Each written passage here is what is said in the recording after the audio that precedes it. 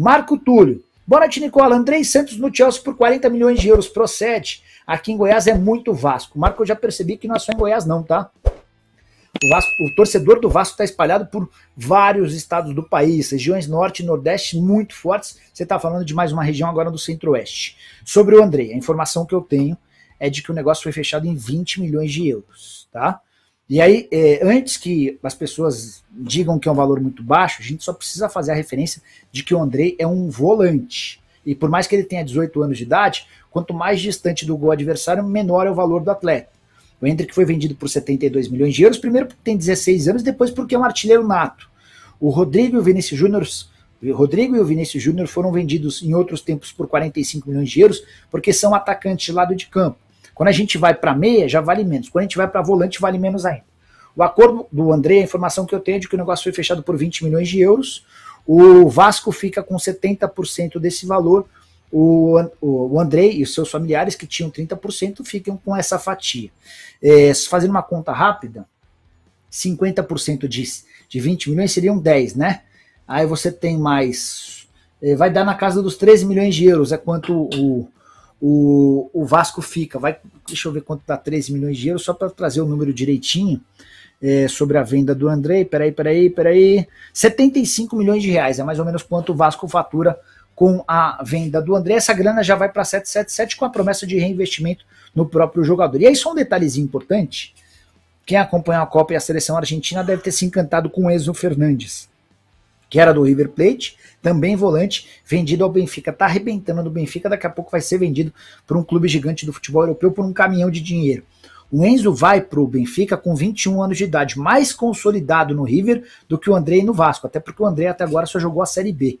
E o negócio do Enzo pro Benfica foi de 18 milhões de euros, sendo 10 à vista, 10 fixos, e outros 8 milhões de euros em bônus, tá? Então, o Vasco tá vendendo o André por uma quantia maior do que a do Enzo Fernandes, que quando foi vendido era um jogador mais pronto, era mais preparado, embora também mais velho, né?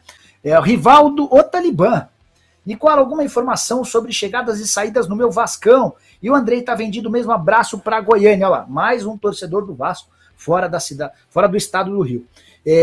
Faltam detalhes para que o André se torne jogador do Chelsea, é um namoro que já existe há algum tempo, realização de exames médicos e assinatura do contrato para que o André se mude para o Chelsea agora no mês de janeiro. 20 milhões de euros, o Vasco fica com 13, tá? Informação dos 40 milhões de euros não é a informação que eu tenho. Essa grana já vai para 777, mas será reutilizada em reforços e contratações. Essa é a promessa que o pessoal da 777 tem feito aos dirigentes do Vasco. Nomes oficiais: o De Luca, volante, Pedro Raul, atacante, agora o Léo Pelé, zagueiro, /lateral, tem também o lateral esquerdo, Lucas Piton. O Piton chega por 17 milhões, o Léo Pelé por 16, o Pedro Raul vai custar 10 milhões de reais, quase 11, e o Patrick de Luca estava livre no mercado. O Vasco vai buscar 20 reforços, 20.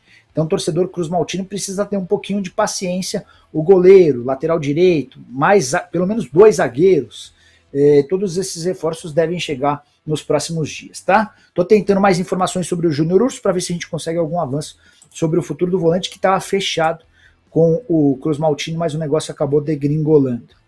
Diogo Ferreira, Nicola, Christian, volante do Atlético Paranaense, Luan Patrick, zagueiro do América, Igor Silva, lateral direito, Valois e o goleiro, Rossi ou Kehler, o que você sabe desses nomes do Vasco? Não tira a mensagem não, Lari, porque é tanto nome eu vou acabar me perdendo. Vou começar pelo Kehler.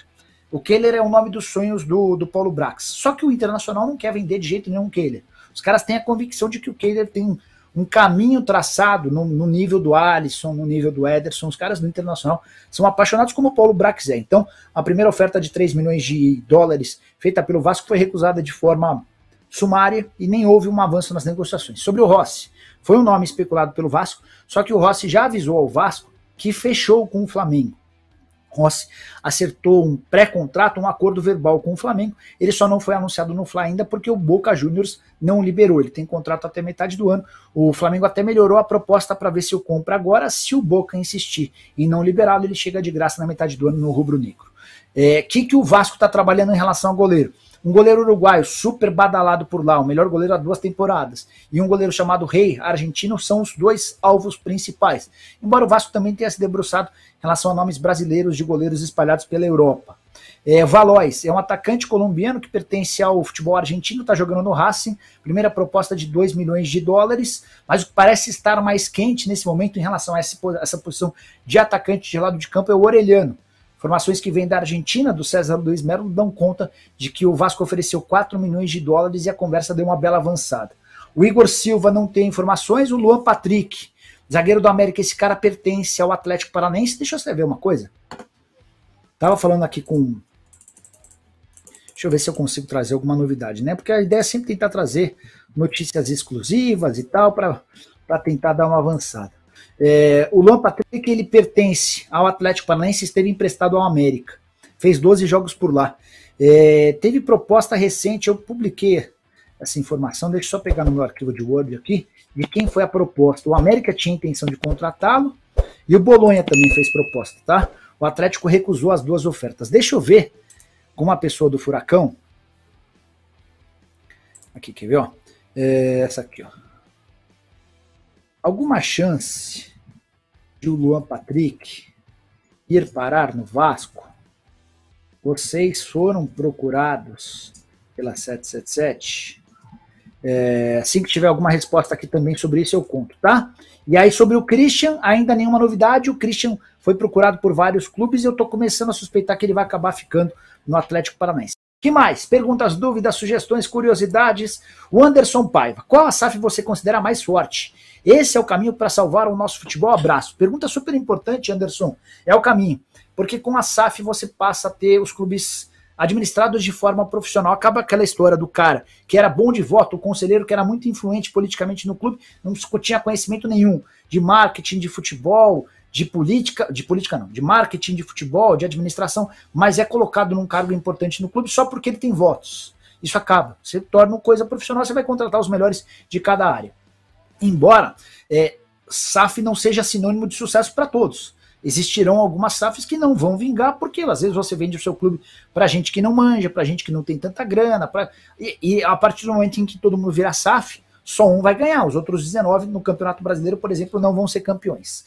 Dentre todos que já viraram SAF, aquele que eu mais gostaria de ter na Portuguesa, aquele que eu gostaria que tivesse comprado a Lusa, seria o do Grupo City, tá? Então, é óbvio que só o tempo vai dizer qual foi a melhor SAF, quem tomou as melhores decisões, mas a princípio, como modelo, acho que o que eu mais gostaria de ter era o Grupo City, que já prometeu pagar os 300 milhões de reais de dívida do Cruzeiro e investir um outro caminhão de dinheiro em reforços. Ó, essa mesma pessoa que eu tô falando, ela acabou de responder, eu perguntei se o Luan Patrick, que é um zagueiro do Atlético que estava emprestado na América, se ele pode ir pro Vasco. Foi uma especulação que vocês cogitaram agora.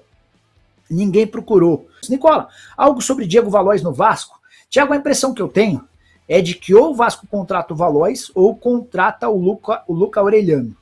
Não faz muito sentido trazer dois atacantes gringos para o mesmo setor do campo, atacante de velocidade pelo lado direito.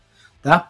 O Valois foi pretendido, houve uma primeira proposta, a proposta não foi aceita, e o que vem da Argentina nessa quarta-feira é de que as conversas com o Vélez avançaram, proposta de 4 milhões de dólares por 50% dos direitos econômicos do Luca Orellano. Tá? Então, se de fato o Orellano avançar, acho que o Valois deixa de ser uma opção.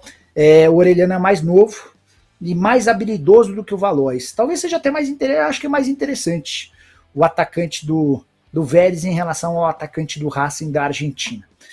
Que mais, hein? O Martim Souza. Nicola, tem alguma chance de o Coutinho jogar no Vasco?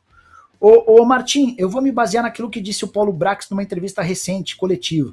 Perguntaram a ele por que o Paulinho não foi contratado pelo Vasco. Ele disse que as cifras fechadas com o Atlético estavam muito distantes daquilo que a 777 estava disposta a pagar nesse momento. O Paulinho fecha com o Galo, entre salários, direitos de imagem e luvas, algo na casa de R$1 milhão por mês. O Coutinho vai custar mais do que R$1 milhão. O Coutinho vai chegar para no mínimo R$1,5 milhão por mês, se ele voltar para o futebol brasileiro. Então, diante desse cenário, eu acho difícil.